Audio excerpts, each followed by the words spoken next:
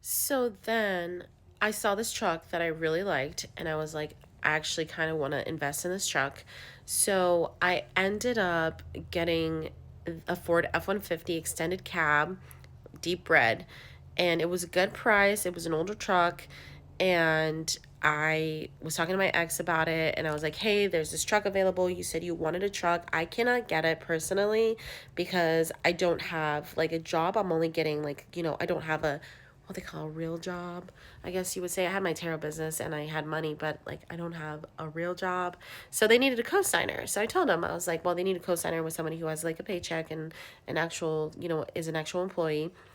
So he agreed through some convincing, and we got the Ford F 150.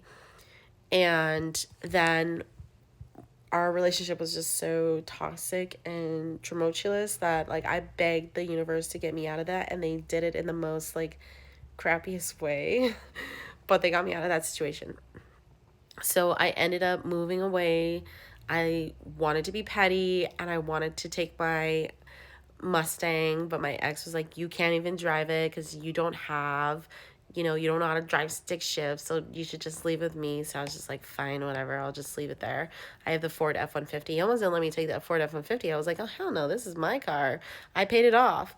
I literally paid off that truck. I was taking that Ford F 150. He could keep the Mustang. He's like, you're just going to leave me without a car? I was like, damn right. Damn right, I paid for these. But anyways, I let him have the Mustang and I took the Ford F 150. So eventually I decided that that Ford F 150 was just way, way too big. It was way too big for me. So I needed another vehicle. So I remember I was using I sold it to my brother's coworker who bought it for me, said he was going to make payments, and then just stopped making payments. So there goes the rest of the money that I was owed for that Ford F 150, which irritated me. But I was like, okay, whatever. So I used my brother's car to like get another like job, and I started working. Now, during this time, I had met two counterparts. I thought they were divine counterparts, but they were actually, I think they were karmic counterparts to a degree, but not like my other karmics. They were a higher version of karmic counterparts. So then, if you notice the timeline, all of these cars have disappeared from my life with the karmics from my past. So now I'm in this in between space dealing with other karmic counterparts. And the car that I got, which is a Honda CRV, was no longer tied to anything but me. It was only tied to me through my masculine energy that I've been slaving away at.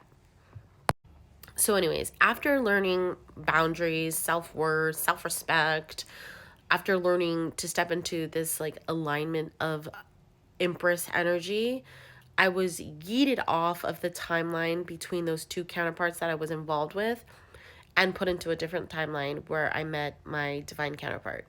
Now, I've known my divine counterpart for 10 years, but I didn't know them. I knew of them.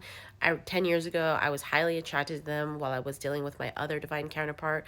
So we were all in the same space. So I had two divine counterparts where I was in the same space with. One of them I was actively dealing with. The other one was just like a bystander. And that's going to come into the story later.